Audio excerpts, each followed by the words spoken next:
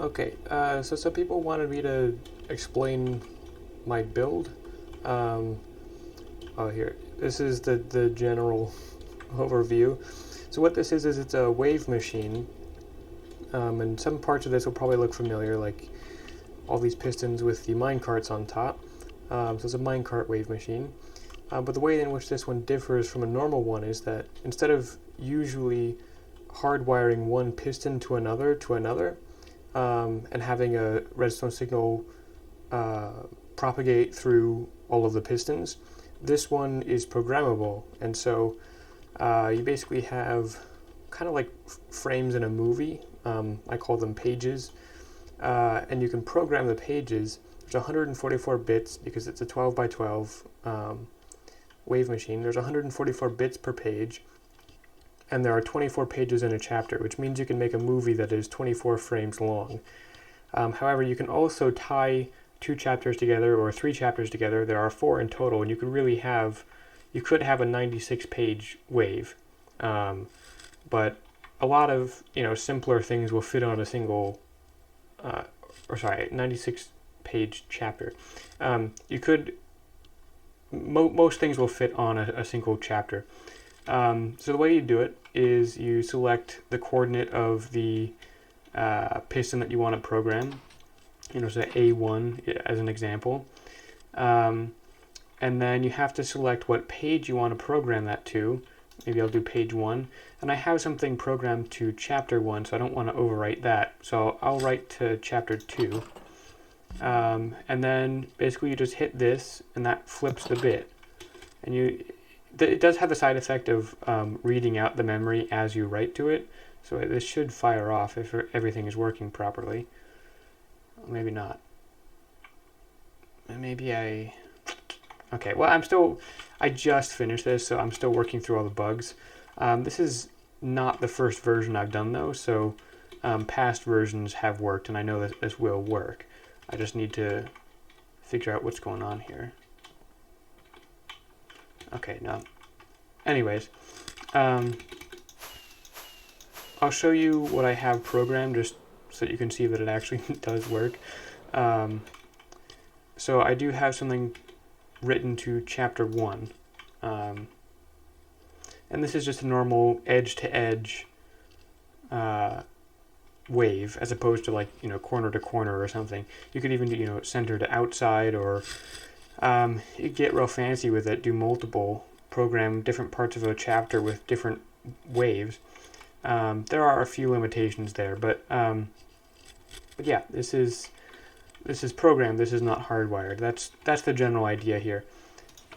It's basically a weird design of RAM. So you've got a clear function. Oh, and I can clear a page. I can clear a chapter. Or I can clear all the chapters. I can also set a terminating page. So if, for example, that program I just played only uses 12 pages of memory. So if I don't want to update the second half of the memory, I can set the terminating page to be the 12th page, and the signal won't even reach pages 13 through 24. So it's a small savings, but it helps with lag a little bit. The only other thing here is the reset piston gates. So I've been using a lot of observers and rails and all that sort of thing. And so I was smarter this time, and I integrated, this circuit is much more integrated than last time. The clear or the reset circuit is this lime circuit. It's much more integrated into this machine. And so it reaches basically every single piston latch or whatever it is called that could get out of sync. There is this just universal reset button that goes through and resets everything. Apart from that, I'm using a lot of instant repeaters, which this is a fairly recently discovered design of instant repeater. I can't remember the name of the YouTuber who made a video about it, but the video is called something like a very robust instant repeater design or something. I don't remember exactly. I've had a lot of issues with them, quite honestly. Even though it's robust for an instant repeater, that doesn't necessarily mean that it's as robust as using a more traditional method. But it does allow for faster and more compact things. Well, in some cases, it's more compact. So, for instance, in this case, I'm inputting into the middle of this line of instant repeater, but it doesn't matter because this instant repeater allows you to update it from anywhere.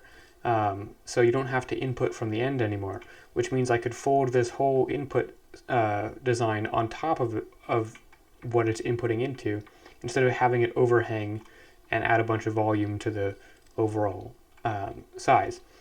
So yeah, I use instant repeaters up here. Using instant repeaters going this direction, instant repeaters going that direction.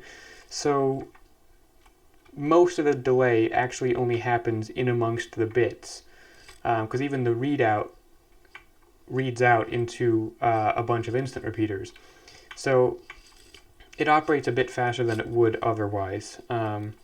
It's not a huge difference, but I was really curious about instant repeaters and I wanted to try them out. So that's a general overview. Hopefully that answers some questions. Yeah, okay.